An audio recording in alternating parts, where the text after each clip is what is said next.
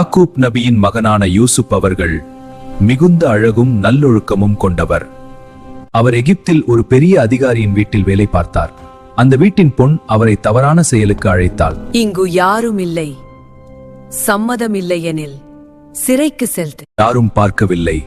ஆனால் அவர் சொன்னார், அல்லாஹ் என்னை காண்கிறான். அவர்கள் அழைக்கும் காரியத்தை விட சிறை எனக்கு மேல். பொறுமையால் குற்றமற்றவர் என நிரூபித்தார். பின் அதே நாட்டின் அமைச்சரானார். ரமசானில் நாம் பசி தாகம் இருந்தாலும் நம்மை கட்டுப்படுத்துவதே நோன்பு. அல்லாஹ் பொறுமையாளர்களுடன் இருக்கிறான்.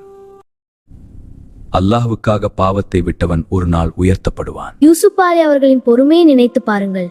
இந்த வீடியோ பிடிச்சிருந்தா சேனலை சப்ஸ்கிரைப் பண்ணுங்க, லைக் பண்ணுங்க, ஷேர் பண்ணுங்க.